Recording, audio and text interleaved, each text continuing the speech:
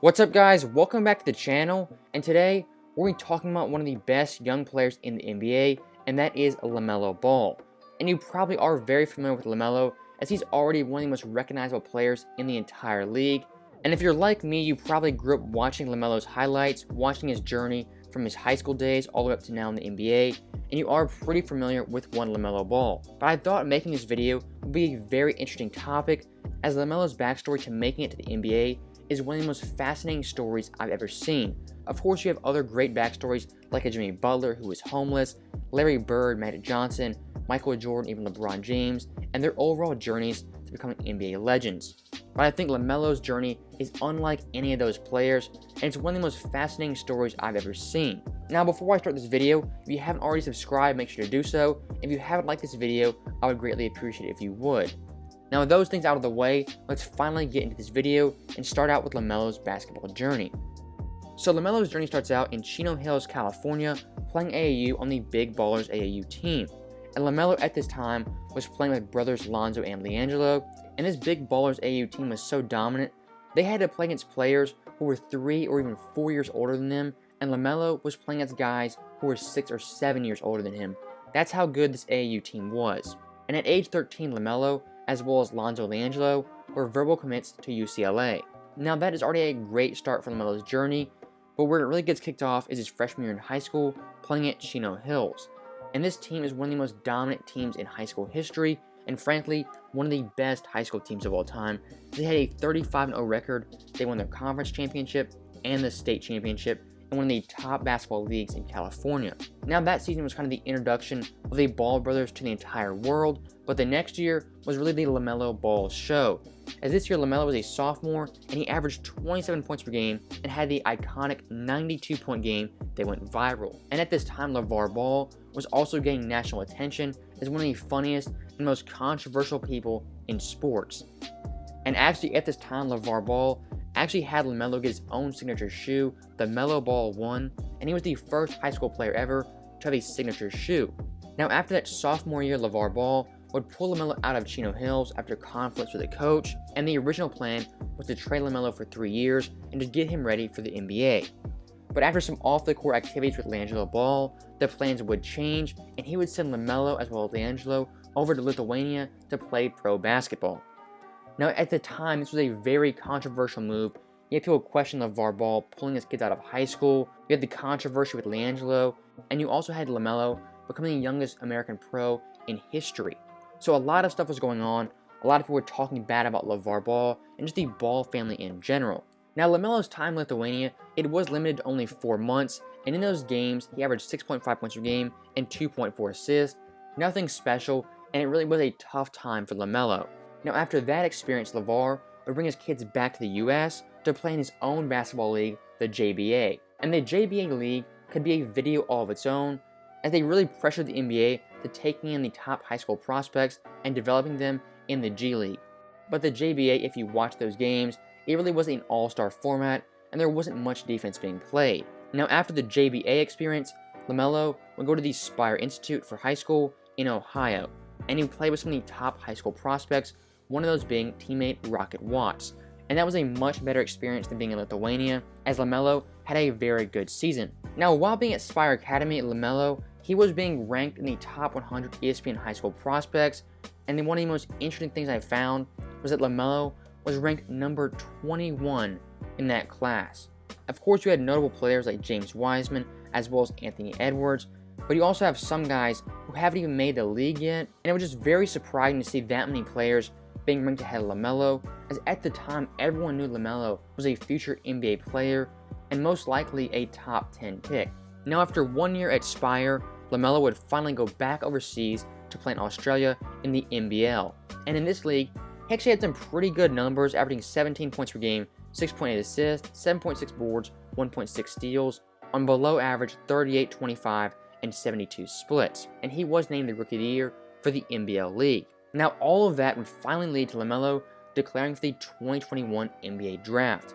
And coming into this draft, LaMelo, he was already a top 5 lock, but there was a lot of questions entering this draft. The main ones I saw when looking at the draft reports was his lack of energy and intensity, the fact that he gave little or no effort on defense, his shot being very unorthodox, and just his overall physical build, he wasn't the strongest player, and people really questioned could he play against NBA guards. Now this was nothing new for LaMelo, as he had been questioned all along his route.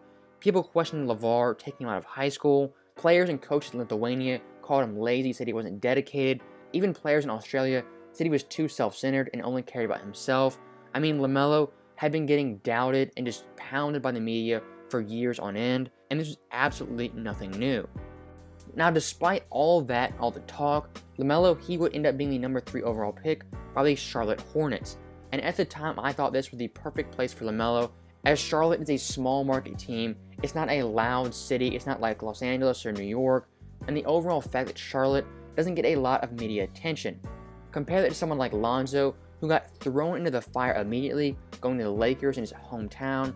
That was a very, very rough experience, so I think LaMelo going to Charlotte was the perfect place for him.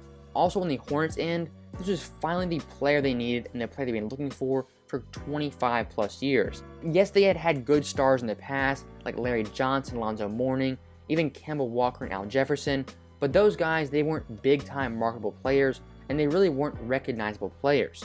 So I think LaMelo going to the Hornets, it was not only beneficial for him, it was also beneficial for the Hornets franchise. Now LaMelo's NBA career got off to a very rocky start. In his first ever preseason game, he scored 0 points. And if you can go back and remember that game, social media was absolutely ablaze, calling LaMelo a bust, saying he was overrated, and just all types of nonsense. And that wouldn't get any better after his first ever official game, where he once again had 0 points. And the haters and the naysayers came out of the woods once again, just to trash on LaMelo. Now, I'll be the first one to admit LaMelo's debut was nothing special, but over the next 19 games, when LaMelo actually got some decent minutes, the haters would be very, very silent, as he averaged 12.8 points per game, 6.2 boards, 6.2 assists, 1.4 steals, on 44, 31, and 75 splits. Definitely some pretty impressive numbers for a rookie. And so far up to this point, LaMelo had only played a total of 20 NBA games.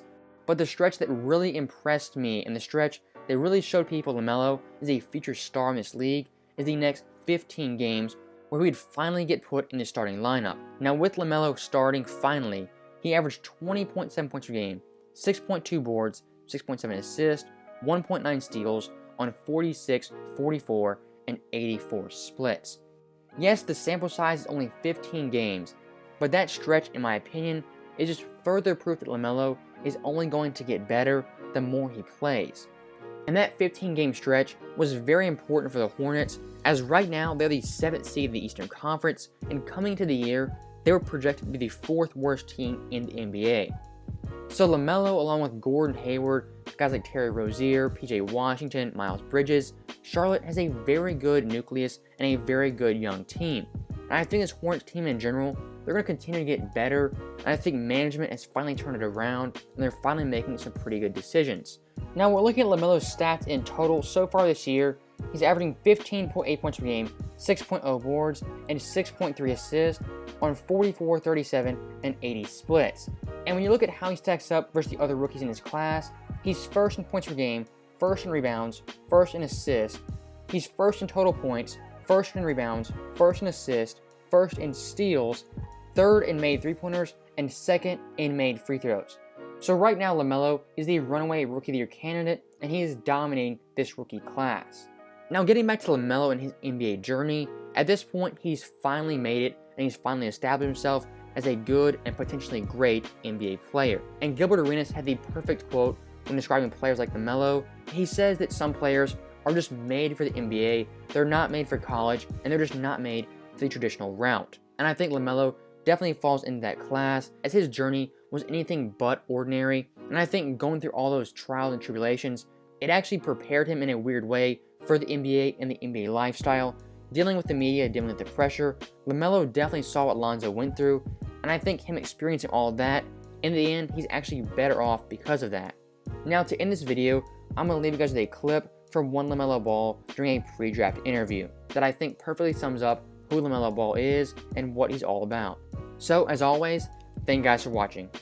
But right when you get drafted, I feel like that's when my life starts. It's not like you get to the league and then, oh, I made it. Nah. Now life finally started.